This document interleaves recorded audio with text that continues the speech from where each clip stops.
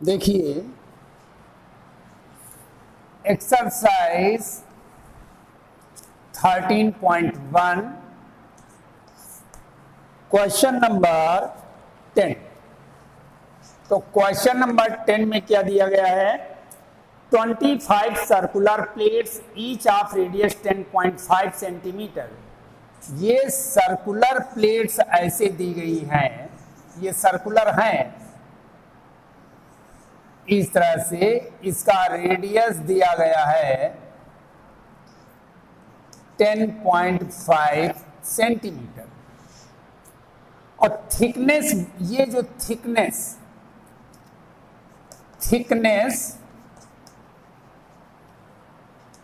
1.6 centimetre दिया गया है। जैसे कि सिक्का होता है ना, इस टाइप का, और ये कितने सर्कुलर प्लेट्स हैं, 25। कितने हैं? फिर कहा जा रहा है placed one above to the another to form a solid cylinder. एक दूसरे के ऊपर रखा गया है, सिक्के बहुत से ऐसे ऐसे रख दिए जाएं एक दूसरे के ऊपर, तो इनकी मोटाई बढ़ती जाती। कितनी बढ़ेगी? एक सिक्के की मोटाई 1.6 सेंटीमीटर है, तो थिकनेस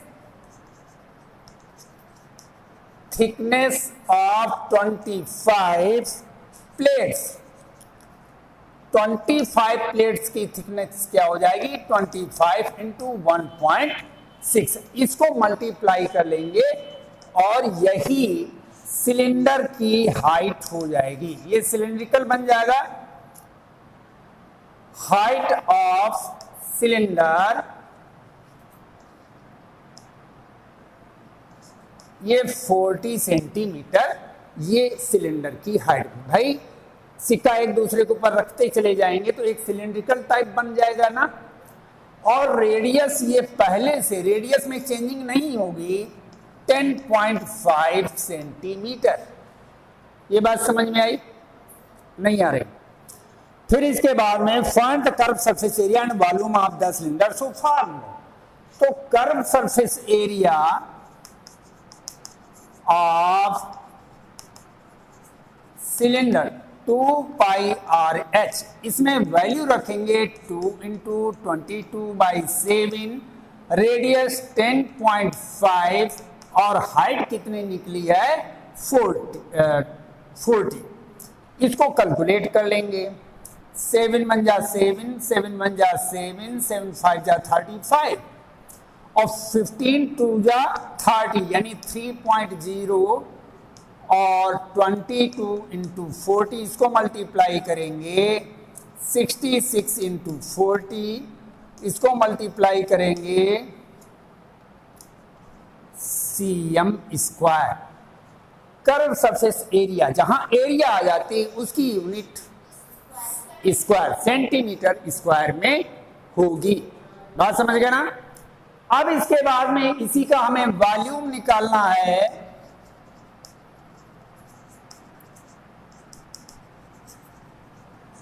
फार्मूला लगाएंगे πr square h, 22/7, radius 10.5 square, height निकली है 40 cm। तो ये इसको आसानी से कैलकुलेट कर लेंगे। अब ये कैलकुलेशन आ जाएगा ना। एनी प्रॉब्लम बताइए? Any problem? नेक्स्ट क्वेश्चन देखिए।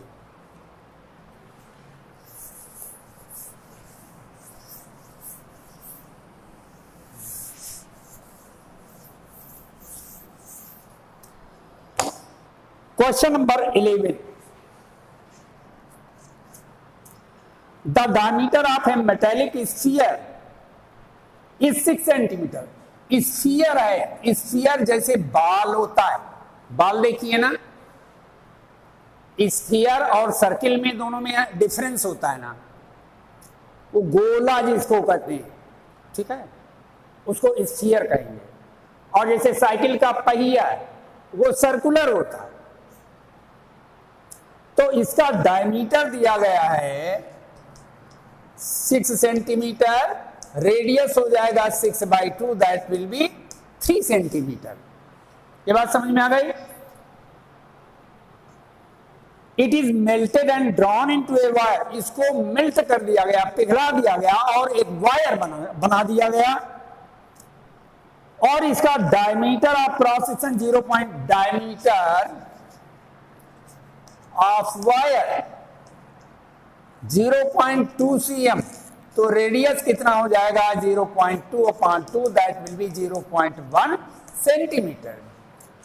तो अब इस स्फीयर से वायर में चेंज किया गया, कन्वर्ट किया गया, तो दोनों के वॉल्यूम सेम होंगे, दोनों के वॉल्यूम। तो volume of wire will equal to volume of sphere. तो इसका होता है pi r square h 4/3 pi r cube. Pi और पाई कैंसिल कर दीजिए, रेडियस वायर का 0.1, जो वायर होता है वो सिलेंड्रिकल होता है। कैसा होता है? इसलिए सिलेंडर का वॉल्यूम अप्लाई किया जाएगा। और लेंथ ऑफ वायर यानी हाइट आपको निकालनी है 4/3, और यहां पर रेडियस है 3 क्यों? तो ये हो जाएगा 0.01 h इज इक्वल टू 4 × 3 × 3/3, ये कैंसिल हो जाएगा। तो h इज इक्वल टू आ जाएगा 12, 4 × 12 और पान में 0.01, ये रिप्लेस करेंगे, डबल जीरो बढ़ेंगे, ये 1200 सेंटीमीटर आ जाएगा।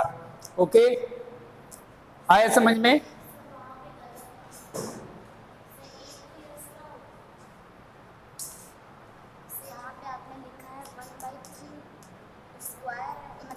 क्यूब, एक बार 3 और होना चाहिए, ये बात बतानी चाहिए ना। तो यहां हो जाएगा 36, कितना हो जाएगा? तो ये हो जाएगा 3600 सेंटीमीटर। बात समझ गए?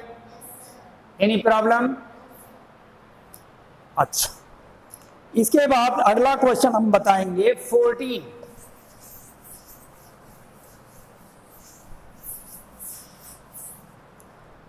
क्वेश्चन नंबर 14 देखिए,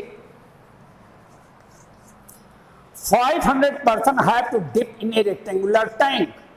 एक रेक्टेंगुलर टैंक है, उसमें 500 व्यक्तियों को डूबना है, which is 80 meter long and 50 meter broad. What is the rise in the level of the water in the tank if the average displacement of water by a person is 0. तो volume of water displaced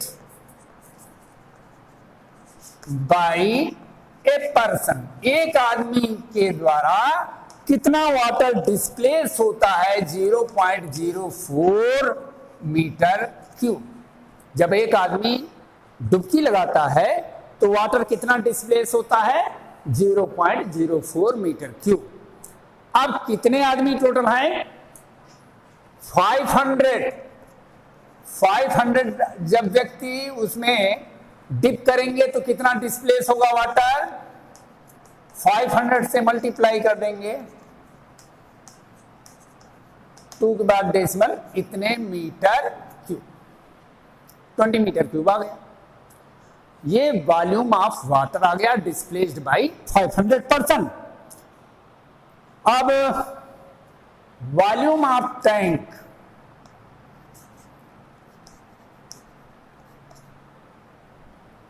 volume of water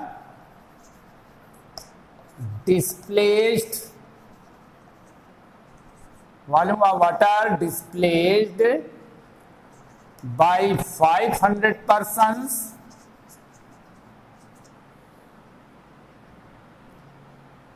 is equal to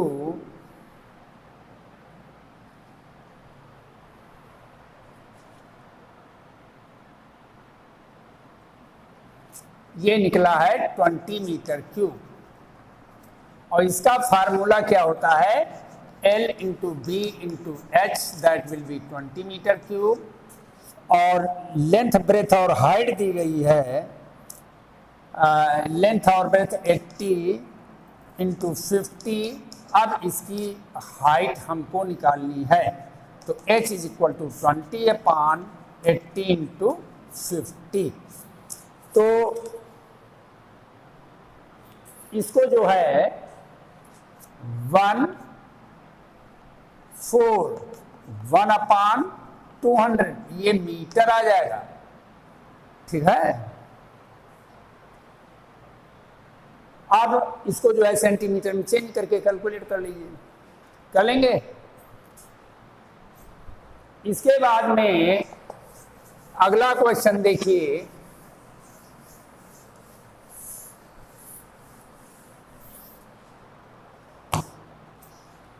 question number 18।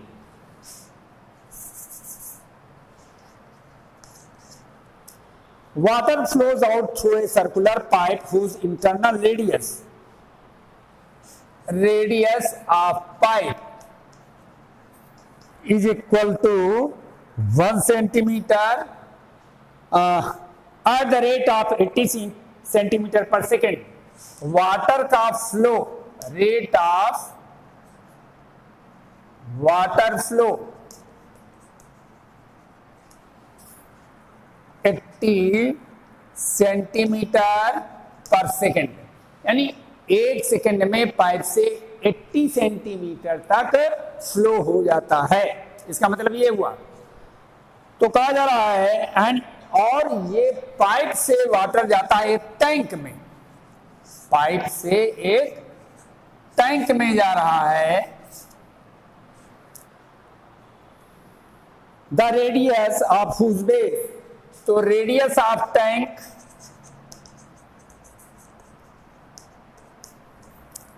ये दिया गया है 40 centimetre. By how much will the level of water rise in the tank in half an hour. Half an hour में, यानी time दिया गया है 1/2 our, इसको 30 मिनट लिख सकते हैं। अब ये सेकेंड में दिया गया है तो इसको सेकेंड में चेंज कर लेंगे, 30 इंटू 60 1800 सेकेंड। ये बात समझ में आ गई। अब volume of water flowed through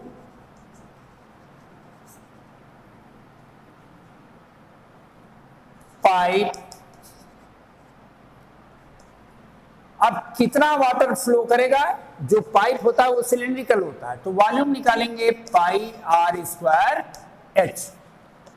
22/7, radius कितना है 1 सेंटीमीटर, और हाइट 1 सेकेंड में 80 सेंटीमीटर इंटू 80। इसको कैलकुलेट करेंगे तो 80 पाई कर लीजिए, इसकी वैल्यू अभी ना सब्स्टिट्यूट करें, इतना। और इन 30 सेकेंड 1800 सेकेंड में कितना आ जाएगा, तो 80 पाई इंटू 1800 सेंटीमीटर क्यूब हो जाएगा।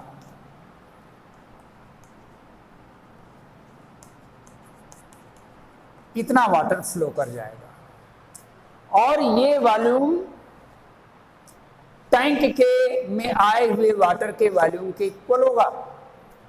तो वॉल्यूम ऑफ टैंक वाटर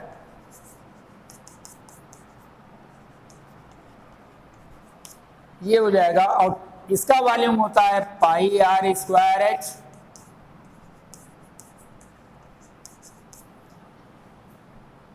पाई और पाई कैंसिल कर दीजिए, और इसका रेडियस दिया गया है 40 सेंटीमीटर, तो आर की जगह पर 40 लिखेंगे इंटू एच 144,000।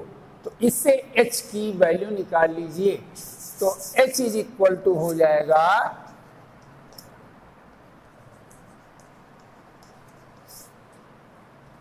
40 इंटू 40 सेंटीमीटर, इसको कैलकुलेट कर लेंगे। बात समझ में आ गई। इसके बाद नेक्स्ट क्वेश्चन बताएंगे 20।